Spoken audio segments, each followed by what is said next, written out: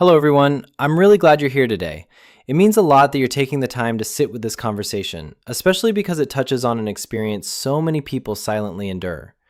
Today, we're talking about something deeply misunderstood, often minimized, and consistently dismissed by those who haven't lived it: the obsessive, persistent, and unrelenting way a narcissist refuses to let go, no matter who supposedly ended the relationship. And as we explore this, I want to guide you into the deeper psychological mechanics behind this phenomenon, so you can finally understand that what happened to you, or what is happening right now, has nothing to do with your worth and everything to do with their pathology. So let's ease into this together and move right into the heart of the matter. At the core of this dynamic is a truth many people don't realize until it's far too late. A narcissist doesn't simply disappear from your life. Even if you were the one who walked away, even if you said you were done, even if you believed you had finally broken free, they remain fixated on you, looping through their obsessive cycle, trying to keep hold of the control they believe they're entitled to. This is especially true when you leave doors open, like keeping your number active, leaving them unblocked on social media, forgetting to set your accounts to private, or allowing mutual friends to stay loosely connected. The narcissist doesn't just see these as access points. They see them as invitations. They interpret any open channel as evidence that you aren't fully gone, that they can still slip into your life whenever it suits them. And in our digital age, this access becomes a playground for their obsession. The narcissist thrives on silent observation. They don't just watch, they monitor, track, analyze, and interpret everything they see through their distorted lens. They'll create fake accounts to slip unnoticed into your social media. They'll watch your stories, your likes, your photos, the people you tag, the people who tag you. They may check your friends' profiles to see where you've appeared in the background of a photo. Some will sift through your public Venmo activity, Spotify playlists, or any digital trace that gives them even the smallest clue about your current emotional reality. It's not accidental curiosity. They're studying you like a case file, gathering data to determine if you're suffering without them, if you've moved on, if you're thriving, or if your happiness wounds their ego enough to reinsert themselves. This isn't paranoia on your part, it's a deliberate campaign on theirs, and countless survivors can tell you how shocking it is to realize the lengths a narcissist will go to stay tethered to your life. Imagine thinking you've finally broken free, your accounts are private, you've blocked every channel, you've even started to feel safe again. Then you get a follow request from an empty profile that looks harmless enough. You accept it without thinking twice, only to receive a message seconds later containing a reference only your ex would know, a comment so specific it freezes your blood. It's not just the message itself, it's the chilling realization. They found a way back in. This kind of digital haunting creates a deep sense of psychological unease. Every notification becomes a potential threat. Every new follower could be them. Every strange message becomes a reminder that someone is still watching, still analyzing, still clinging. But to understand why they do this, you have to grasp how narcissistic injury works. When a narcissist is discarded, especially if they didn't see it coming, it ruptures their entire psychological structure. To you, ending the relationship might be a final act of self-preservation. To them, it is an unbearable assault. It communicates the one truth their brain is built to deny. They are rejectable, flawed, imperfect, and no longer in control. Your departure is not interpreted as a boundary or a necessary decision. It's interpreted as humiliation. And humiliation to a narcissist is intolerable. Their obsession afterward is not about love. It is about restoring the narrative, regaining control, and eliminating the shame they believe you inflicted on them. This rage doesn't always show up as screaming or explosive confrontations. Often, it's quiet, calculated, cold, and strategic. They might appear calm, even indifferent, but beneath that facade lies a simmering determination to flip the script. In their mind, the story cannot and must not end with you leaving. They need the final word, the final move, the final act. Their obsession becomes a mission to rewrite history, to pull you back in just long enough to discard you themselves, thereby repairing the wound to their ego. This is why, when you pull away or go silent, their efforts intensify. They may call, text, leave voicemails, or reach out through alternative numbers.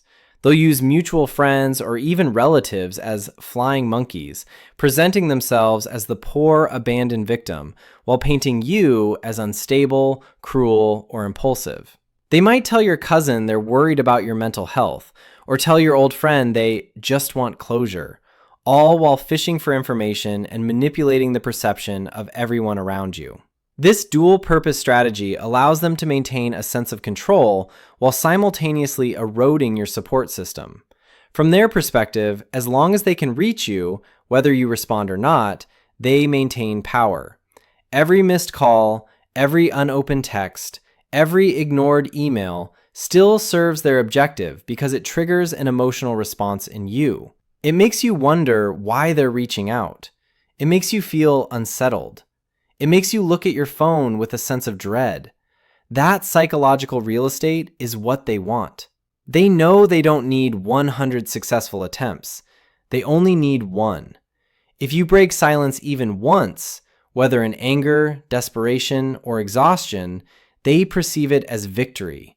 They interpret it as confirmation that the tether remains intact. But here's the part that confuses so many survivors. The narcissist is not obsessed with you as a person. They're obsessed with what you symbolize. You are, in their mind, a source of supply, validation, attention, emotional energy, and admiration. Psychologists often describe narcissists as having a profound internal void. They lack stable identity and internal worth, relying instead on external reflections, your reactions, your emotions, your presence, to stabilize their fragile self-image. When you leave, that reflection disappears, creating an internal panic that feels unbearable to them. They aren't chasing you, they're chasing the version of themselves they experienced through you. They become obsessed because you were a mirror, you were a stabilizer. You held up the false image they needed to feel like someone. When you walk away, they don't miss you, they miss the way you made them feel. And when you thrive without them, that becomes a new injury, a new insult. Your happiness challenges their belief that they were the best thing that ever happened to you. Your success contradicts the narrative they carefully crafted. Your healing disproves their superiority. So when they see you smiling in a photo, celebrating a milestone, or simply living peacefully, their obsession reignites with force. This is why they reappear even when they have a new supply. Even if they've claimed you were worthless, even if they've moved on publicly, even if they've posted pictures with someone new, they still check on you. They still send a late night "you up" text or drop a "happy birthday" message. They want to confirm you're still on the shelf. They want to know the door isn't fully closed. They want to verify that they still own psychological space in your mind. Because to them, it doesn't matter who did the discarding. Whether they left you or you left them, they believe you remain theirs. And if you stay in proximity, especially if you're still living with them, you see this obsession manifest in sabotage, chaos, and control. They create logistical disasters. They lose important items, start fights before you need sleep, refuse to pay their share of bills, or deliberately create inconveniences designed to exhaust you. They want you overwhelmed. They want you stuck. They want to make leaving so difficult that giving up feels easier than breaking free. This is the emotional and psychological ecosystem in which the narcissist thrives. Their obsession is not proof of love, it's proof of pathology. And understanding this is the first step toward disentangling yourself from their grip. When you begin understanding the nature of their obsession, you also begin to understand why simple requests, conversations, or reasonable attempts at closure do nothing. You could sit them down, look them in the eyes, and say, "We're over. Please don't contact me again." And they would nod, maybe even pretend to agree, but internally, they're scripting their next move. Narcissists don't respect boundaries. They respect outcomes. And if ignoring you, manipulating you, love bombing you, or harassing you has previously led to you giving in, they will continue cycling through the same tactics because, to them, persistence is not desperation. It's strategy. It's survival. It's the only playbook they know. They operate with a mindset shaped by entitlement and emotional dysfunction. They believe access to you is their inherent right. They believe your boundaries are negotiable. They believe your needs, feelings, and peace are secondary to their desire for control. And this is exactly why half measures like soft blocking, reducing communication, or trying to remain amicable never work. If you leave even a sliver of access, they will wedge themselves back in and expand that opening until they've regained a foothold in your emotional life. This is where survivors often struggle because stepping fully away from a narcissist requires a level of decisiveness that can feel extreme. Blocking their phone number, blocking their email, blocking them on every social platform, making your accounts private, cutting off their friends, blocking their family. It sounds harsh to someone who hasn't lived the cycle, but to someone who has, it's simply survival. It's the only strategy that works because narcissists adjust their tactics based on what is allowed. If they can reach you, they will reach you. If they can't reach you, they will escalate until they believe they've found a way. That escalation is known as the extinction burst. When a narcissist realizes their usual methods aren't producing a response, they panic. And that panic becomes a tornado. Suddenly, instead of getting 5 missed calls, you get 50. Instead of one long paragraph via text, you get 20 messages in rapid succession. They might show up at your workplace, reach out to your relatives, or pretend to be in the hospital. They may fabricate crises, emergencies, or tragedies because they know exactly which emotional levers used to work on you before. They are counting on that old bond to kick in, on your empathy to override your logic, on your fear to override your progress. They know the exact tone, phrasing, and emotional triggers that once pulled you back. This is why the extinction burst is considered the most dangerous phase. It feels chaotic because it is. It feels unpredictable because it is. It feels overwhelming because that's the goal. They want you destabilized enough to break, to answer, to let them back into the cycle. It's not uncommon for survivors to say the extinction burst felt like psychological warfare, because that's exactly what it is. It's a desperate attempt to make you feel unsafe without them, when the truth is the only reason you feel unsafe at all is because of them. Holding firm during this phase is incredibly challenging, but it's also the turning point. When you refuse to respond, when you refuse to feed the cycle, the behavior eventually loses its power. The narcissist doesn't stop because they suddenly understand your boundaries or respect your wishes. They stop because the supply is gone. The fuel is gone. The emotional payoff collapses.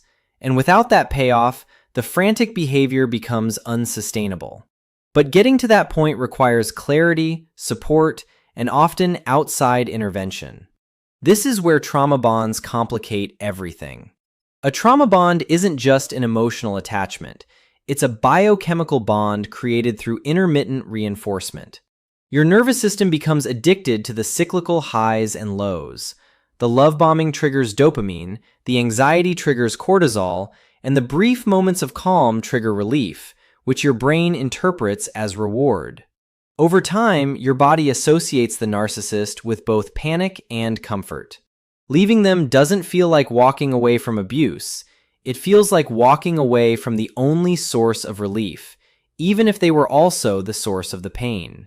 This emotional confusion is why many survivors hesitate to take legal action, such as filing harassment reports or pursuing restraining orders. It feels like betraying someone you once cared about, or someone who once showed you a version of love so intense it felt like destiny. It also feels like admitting to yourself, fully and undeniably, that this person is dangerous. And that acknowledgement can be terrifying because it dismantles the fantasy you once clung to. But the hesitation isn't evidence of weakness. It's evidence of conditioning. It's evidence of how deeply they manipulated your nervous system. This is why external support is essential. Therapy, trusted friends, online communities, or domestic violence advocates who understand this dynamic. A narcissist worked for years to erode your boundaries, tolerance, and sense of self.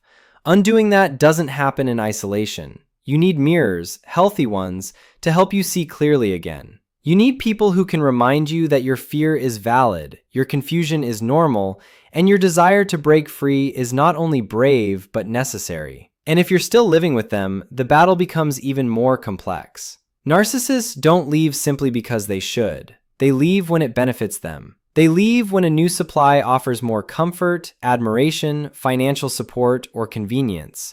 Until then, they cling like anchors, refusing to budge. They won't move out because you ask them to. They won't respect your space or privacy because they don't see you as someone with rights. They see you as part of their ecosystem, an asset, a possession, a source. During cohabitation, their sabotage escalates. They will turn the home into a psychological battlefield. They'll hide things you need, break things you rely on, start arguments intended to wear you down, and create chaos specifically to destabilize you. They'll drain your energy until the idea of leaving feels harder than the idea of staying. They weaponize exhaustion. They weaponize confusion. They weaponize your desire for peace. And they do it because they believe your misery ensures their relevance. Their refusal to leave is not laziness, it's control. Their sabotage is not accidental, it's strategic.